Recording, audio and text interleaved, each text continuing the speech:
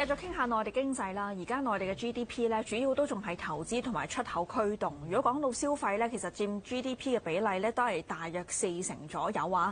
距離講緊內需主導呢4隻字，洪生你覺得仲有幾遠呢？同埋上一節我哋都提到啦，點從成個配套去做個內需咧？用內需主導嘅話，就係話內需佔 GDP 嘅比例去到70%以上。咁發達國家嗱，譬如話美國啊、歐洲啊、日本啊，都係去到80%以上啊。咁所以如果你係要去到嗰個 level 嘅話，我相信可能要10年以上先可以去到啊。咁所以咧，雖然短期你有呢啲內需刺激嘅政策咧，但係你亦都好難話市場馬上就可以反映晒呢個長期嘅影響。但係推動內需，頭先我哋講咗好多因素啦，即係你話可能要從個結構上、成個制度去做調整。咁但係當下我哋可能最關心嘅，好似仍然係個樓市係嘛？樓市會唔會覺得都仲係嗰個好核心嘅問題？我見到樓價一日未見到見底，冇反彈，其實我都可能好難憧憬到成個經濟有機會反彈。即係呢個會唔會係短期要解決？但係解決又好似好難喎，因為啲行咧成日都話可能等到下年啦，或者再褪多2年啦。咁其實好難判斷到其實個樓市點樣先見到底。可以判斷到嘅，因為日本嘅樓市就係泡沫破滅之後跌咗80%啦，見底啦。咁我哋而家跌咗未有50%嚇，我哋而家跌咗1/3嚇。咁各位可以諗下。咁同埋咧一個所謂嘅呢個經濟週期啊，咁其實係佢一個槓桿嘅週期。咁我哋睇到咧，即係日本嘅泡沫咧，喺90、91年嘅槓桿率見咗頂之後，咁然後下行咧，一直去到13年左右，咁佢先係完全行翻出嚟嘅。咁但係佢經歷咗20年左右嘅時間啦。咁所以呢個就係所謂嘅 lost decade 啦。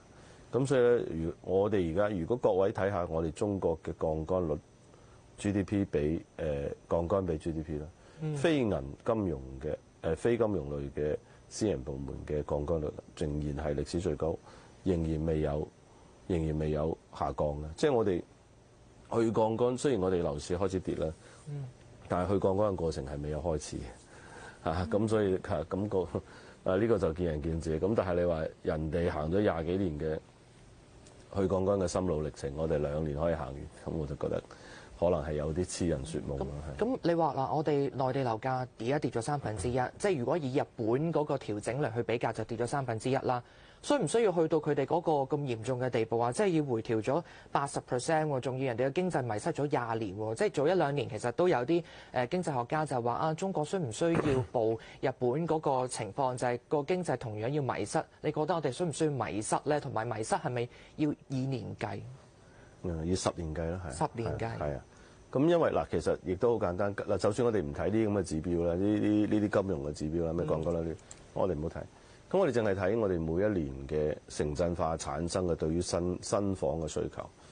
城鎮化每一年產生對於新房嘅需求咧，其實大概係5億平方米，4到5億平方米左右嘅啫。呢啲有數計㗎，因為你每一年入省幾多人，每一個人嘅人均嘅住宅面積係幾多，咁你就可以計到出嚟㗎。咁除此之外咧，咁我哋要睇下我哋個 inventory。咁而家喺市面上未有賣出嘅 inventory 咧，即係未賣晒嘅咧，大概係有按照而家嘅銷售速度嚟講咧，大概有2到3年嘅 inventory 可以賣嘅。除此之外，仲有好多 under construction， 即係喺度建緊嘅，喺度在建嘅。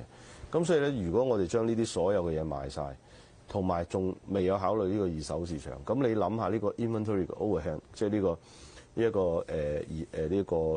供求呢個庫存量有幾大啦？你諗下啦，咁呢個肯定係幾廿億平米嘅，至少幾廿億平米。咁你需要幾多年去燒晒呢啲庫存咧？起碼5年 plus 先可以燒晒。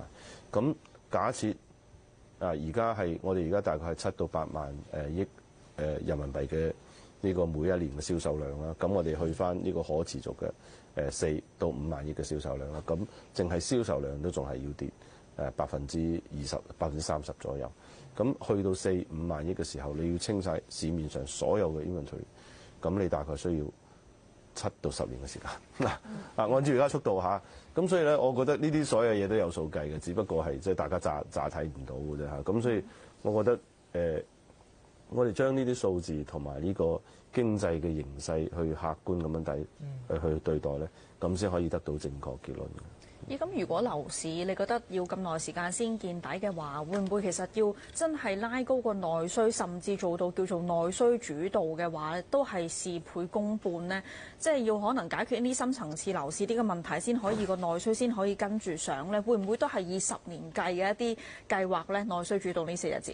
嗱，咁我哋樓市好嘅時候，亦都唔係內需主導嘅經濟，亦仍然係一個投資主導嘅經濟嚇。咁假設而家樓市唔得嘅話，我哋會唔會係因此而變成個內需主導嘅呢？我覺得更加難啦，係啊。咁所以我覺得而家暫時未有呢個條件去作呢個結論。咁同埋咧，我哋啱亦都講咗喺上一 part 都講咗啦。咁除咗我哋要做呢個社會保險啊、社會福利啊、醫療保障啊等等等等啦。咁其實房價嘅下行可能並不係一個壞事嚇，因為以前大家攞晒所有嘅積蓄去買樓，係而家反而咧剩翻啲錢可以攞嚟消費，可能佢唔係壞事嘅啫。咁所以咧，你話點樣去刺激消費喎？咁中國嘅文化上下5000年，我哋從來都冇消費過嚇。我哋好中意儲錢，因為中國呢個大地嚇長年兵荒馬亂啦，大家窮到慣，所以咧係習慣咗用儲錢呢個方式咧去 manage 對抗呢個不確定性同埋風險嘅。咁所以咧，就算喺我哋嘅中國經濟佔世界 GDP 最大嘅時候，最大嘅時候佔咗30%幾啦。清朝嘅時候，我哋仍然係一個呢個投資呢個出口大國㗎嚇。因為咧當時中國嘅呢個貿易嘅 surplus 係佔咗全世界所有國家嘅 surplus 仲要更加多嚇。咁所以導致到當時亦都唔係一個消費大國，反而係一個出口大國，一個製造出口大國嚇。咁當然我哋當時出嘅就係咩絲綢啊、茶葉啊呢啲咁嘅嘢啦。咁所以當時導致到清朝嘅時候，全世界所有白銀都係向中國流嘅。你話中國嘅貿易嘅盈餘有幾大？咁亦都導致咗外國因為要搶佔呢個中國市場，強迫清政府打開中國市場，咁先發展成為鴉片戰爭等等等等，強迫你開放呢個長江上下有16個港口等等等等。咁呢啲都係歷史啦嚇。咁其實我想講嘅就係話咧，我哋中國歷史上下5000年咧，其實中國人好中意儲錢嘅，因為儲錢係我哋文化決定嘅。咁你話1年2年我哋用呢啲咁嘅刺激，你可唔可以改變呢個文化基因咧？我覺得就好難。股市咧，如果透過股市，即係大家就話喂，舊年9月出咗啲組合拳之後，個股市就反彈啦。即係去到今年年頭又另一波就係講緊 AI 去驅動嘅一個股市嘅一個上行嘅一個行情啦。透過股市嚟去製造財富效應呢一樣嘢，即係短期內大家可能賺多咗錢，使錢鬆動啲。呢個奏唔奏效咧？但係你頭先又講到，即係你望翻11月份啲數據，增長得嗰1.3%，咁啊，似乎又好似 last 得唔係好耐喎呢樣嘢。如果你話如果可以谷大股市咧，當然係有用，有好大嘅幫助。咁呢個嗱，我哋可以計翻條數，房地產嘅總市值喺呢個爆破之前，喺2021年嘅時候，總市值大概係450萬億人民幣。而家跌咗1/3，就係跌咗150萬億，所以而家房市係300萬億人民幣嘅價值嘅存量。股市，中國嘅股市全部加埋嚇，包括中概，包括港股等等，咁大概係150萬億左右嘅人民幣嘅咁嘅存量。咁如果中國股市升1倍，嗱，我哋而家上證係4000點嚇，我哋谷到去8000點，咁翻1倍。咁你話會唔會一定有財富效應嚇？咁所以咧，我哋亦都睇到07年同埋呢個15年嘅時候，亦都係我哋中國人呢個消費信心最強勁嘅時候嚇，整個民族嘅自信心最強勁嘅時候。咁所以咧，谷大股市肯定有幫助。佢不僅僅係幫助呢個消費，幫助自信。咁同埋咧，佢喺呢個家庭嘅資產負債表受損嘅情況下，因為我哋啱話房地產跌咗150萬億啊嘛，咁你而家股票俾翻人150萬億，咁你個成個資產就谷晒起身。咁同埋咧，股市參與個門檻係遠遠低於房地產嘅。咁所以咧，股市嘅財富效應係可以俾更加多嘅人民群眾去享受。咁所以咧，如果係有直接嘅政策去谷大股市嘅話，咁我相信係一個非常大嘅利好。咦，咁會唔會嚟緊啲方向都可能喺資本市場着手呢？見到內地近期亦都有下調到啲險企嘅投資股票嘅風險因子啦，大家覺得可能啲險企會釋放多啲長期資金擺入去股市度啦。然後券商中證監都話要鬆綁啦，拓闊佢哋嘅槓桿空間啦。呢啲係咪都係頭先講到話推動啲資金入市，希望先從股市着手啦，可能有個財富效應間接利好到消費又好、樓市又好。呢個方向係咪嚟緊可能短期甚至兩會一個好重要嘅方向呢？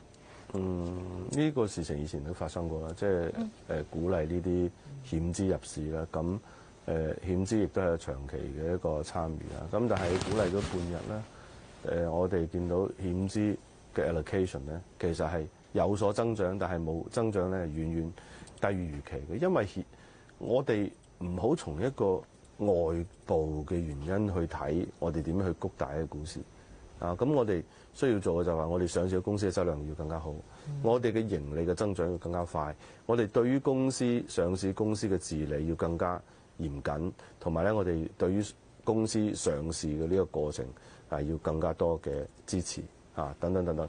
咁其實呢啲先會喺從根本上咧去改變整個股市嘅大環境。如果你淨係通過一啲刺激，譬如調大因子咁等等，咁人哋保險公司投資嘅時候，咁佢亦都有 investment case 佢唔係話你嗌我投我就投噶嘛，因為蝕咗錢嘅話，咁啲投資者同埋啲買保險嘅人，佢會受損嘅嘛。OK，不如同我哋做一個小嘅結論啦，就係其實你覺得大家炒政策憧憬嚟緊有啲大招出，呢個方向啱唔啱咧？好冇因為咁樣而炒高個市咧？我覺得而家個市暫時遇到一啲阻力啦，因為畢竟我哋都喺呢個25,000呢個位咧上下徘徊咗好耐啦。咁同埋咧，其實我哋最近亦都有一啲好嘅消息出現啦。雖然數據差啦，咁但係我哋亦都睇到有好嘅消息出現啦。譬如話你啱講嘅調大因子等等，咁其實呢啲都係利好嚟嘅。咁但係我哋嘅股市咧當升不升嘅時候咧，咁其實佢就係比較弱㗎啦。咁所以大家要有耐心啦。咁好嘅地方就係話我哋中國股市仍然好平，全世界低配中國股市，同埋咧外資咧雖然相對嚟講比前幾年咧係更加 positive 啦，咁但係仍然係睇空我哋中國股市。咁其實呢啲都係有利於我哋呢個中國股市嘅呢個趨勢延續㗎。咁所以我覺得至於政策去博弈嚇，你要博佢出政策，咁其實大可不必嚇，政策一定會有。至於佢超唔超預期，咁呢個就係另外一碼事啦。咁投資者咧需要有耐心嚇，度過呢一段呢個混沌嘅時期嚇。OK，咁傾咗咁多先啦，轉頭我哋又再講下咧外圍方面嘅市況啊，一陣陣。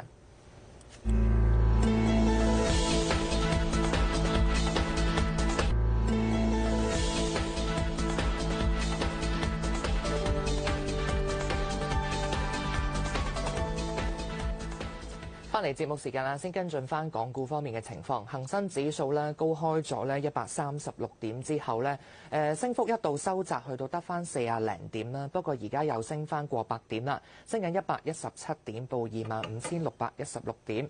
內地股市亦都係向好啊，上證綜合指數升緊19點，深證成分指數升幅咧有1%，升緊132點。睇下活躍港股嘅方面表現，恒生中國企業咧升緊3毫6啦，盈富基金升1毫4，阿里巴巴升6毫子，騰訊升幅挨近1%，升緊5蚊。長飛光纖光纜咧繼續做好啊，今日升幅咧有成雙位數，升緊1成2。排第6位嘅有南方恒生科技，升緊3仙半。另外小米方面就升緊6毫子。美團升3毫子，地平線機器人啦，升緊6毫3，升幅咧超過7%。中芯國際就升幅1.4%，升緊挨近1蚊。睇埋其他藍籌股表現，匯控咧升緊9毫子，報119個6；友邦升近1%啊，升緊8毫子。中移動就逆市向下跌啦2毫子，港交所升2個4，煤氣就升幅有1.1%。好，翻嚟我哋咧講下美國方面啲數據啦。咁啊，早幾日出咗呢個非農就業數據之後，大家就望住 CPI 數據，有冇多啲啟示俾大家睇緊嚟緊1月份啊，或者打後啲月份嘅一個貨幣政策會係點樣走？有冇機會真係可以做到減息咧？1月份都咁啊，見到美國嗰個最新 CPI 數據咧，11月份呢就升2.7%啦。咁啊，低過市場預期同埋9月份嘅3%嘅，好似幾好喎！即係見到個數字就叫做升幅放緩當中啦。咁啊，如果你望埋嗰個扣除能源同埋食品嗰個核心消費物價指數咧，按年就升2.6%，亦都係低過咧市場預期同埋9月份嘅數據啦。哇！大家好似好嘩然啊！哇，咁好嘅咩？即係隔2個月，點解嗰個通脹突然間放緩得咁多？但係個數據當中有冇啲乜嘢蠱惑嘅地方，我哋可以留意下咧？好多都係靠估啊！咁嗱，我哋見到咧就係呢個房屋居住嘅呢個租金嘅升幅啦。咁其實係冇一個實際數據咁，所以咧呢個勞工處咧係假設佢呢一個房租嘅升幅係0。咁啊即刻嗱，咁因為房租升幅係大概整個 basket 嘅1/3啦。咁所以咧你假設佢0嘅話，即係1/3個 basket 都唔升嘅話，咁你個物價指數肯定好好睇嘅。咁所以我覺得損費量非常大啦。咁但係因為暫時嚟講，市場亦都冇更加好嘅呢個數據啦，去顯示啦。咁同埋政府停擺個幾月咧，咁其實佢嘅影響佢會持續一段時間嚇。咁所以接下落嚟，如無意外嘅話，我哋仍然會見到呢個消費物價數據呢個係比好預期嘅。咁睇落咧就好似一個美國係冇通脹啊。咁但係你係去過美國都知道，朋友知道而家美國通脹離晒譜，所以喺通脹下行到21年最低嘅呢個情況下咧，我哋美國有個嗌做 affordability crisis 呢個大家都買唔起嘅，所以好多嘢都買唔起，所以變咗 affordability crisis。咁所以呢個好明顯就係話體感同埋呢個經濟數據，即係經濟入邊嘅實際嘅體感係同統計數據係有好大嘅割裂嘅。市場好似嗱，當然美股就炒起咗啦。咁但係市場其他人士點樣睇咧？大家都成日近排就話係咪影子聯儲局主席哈塞特咧？當然佢未真係有得坐定嘅，即係仲喺度最後一輪嘅輪選當中啦。咁但係就話個數據好得令人吃驚啊！咁但係當然佢梗係話聯儲局仲有好大嘅減息空間啦。咁啊，另外啲大行就話，譬如大摩咁樣就話呢一個11月份嘅數據就加深咗咧，大家對於美國停擺令到數據出現問題嘅一個疑慮啦，同埋都質疑佢哋嗰個方法點樣去採集數據嚟換算得嚟嘅一個嗰個結果當中都有個質疑嘅。富國銀行就話數據波動比較大，咁好難得到一個好確實嘅通脹嘅結論。頭先你提到話其實可能嚟緊嗰啲月份可能參考性都不大，咁係咪換言之，其實1月份我哋可能對聯儲局即係有冇機會再做減息呢樣嘢？其實應該會繼續減息嘅，佢冇得減嘅嚇，冇得揀嚇。咁呢個主要係因為咧，即係其實物價數據高或者低，因為好多數據係估出嚟，所以佢呢個數據睇唔睇都冇所謂嘅。但係你要睇嘅就係呢個失業人數同埋呢個就業嘅情況，反映係美國經濟非常弱。如果美聯儲不馬上減息嘅話，下晝我哋上一 part 講嘅觀點就係話，如果你要使錢嘅話，就要即刻使，唔好等到以後先去使嚇。因為如果係有通脹嘅社會入邊咧，你等到以後先使，你個錢嘅購買力會降低嘅。咁同埋咧，喺經濟出現咗一絲預兆嘅時候，你去走弱嘅預兆嘅時候，你去減息咧，佢個作用係遠遠好過你個所謂嘅 emergency cut。因為咧，如果你係進行 emergency cut 嘅時候咧，咁呢個經濟好可能就已經係開始出現好明顯嘅放緩，甚至係呢個衰退嘅跡象啦。咁所以美聯儲冇得揀嘅，佢一定會減息。咁同埋咧，亦都會繼續咁擴表。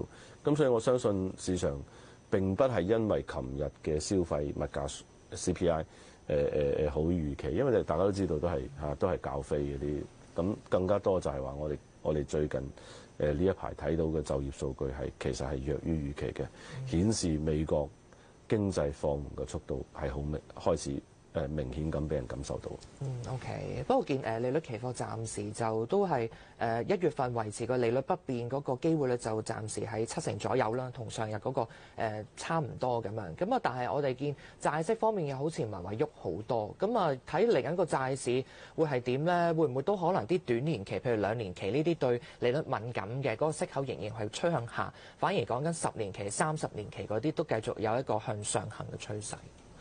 我相信短端下行嘅速度會快啲咯嚇，咁因為降息啦，同埋因為美聯儲買嘅時候係 Treasury Bills，咁所以佢都要咁買短端，咁所以短端嘅下行嘅速度會快，長端亦都會下行，因為經濟喺度放緩，咁所以咧大家可能會焗住係將啲避險資金買晒長端嘅美債，咁但係長端下行嘅速度係會慢於短端下行嘅速度，導致到美債呢個收益率嘅陡峭化，咁所以陡峭化咧，咁其實亦都係預示住經濟可能好快會放緩嘅一個跡象嚟嘅。OK， 講起債咧，都可以關注下一啲最新美國國債嘅一啲數據。見到美國財政部就公布咗咧10月份即係唔同國家嗰個增持減持嘅一啲動作啦。咁啊，見到日本同英國就繼續係按月係增持當中嘅，而中國咧就減持啦，嗰個持有量咧就降至去6887億美元，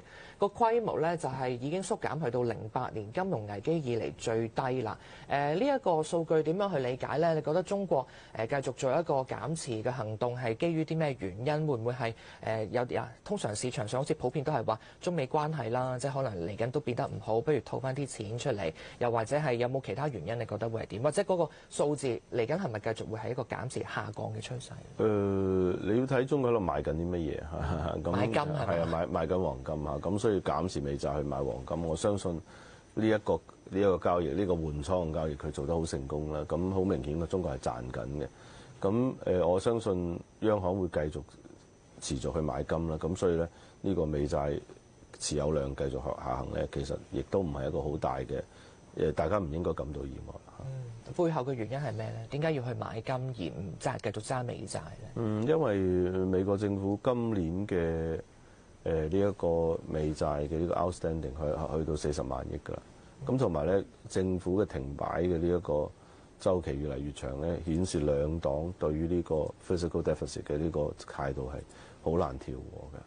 咁美國政府係冇得揀，佢只能夠繼續咁樣去借債，因此美債美元信用一定會持續下降。咁所以咧，你唔好等到最後一刻佢冧市你先去減持啊。咁係邊打邊赤退啊。咁所以我相信咁樣做係有道理。OK，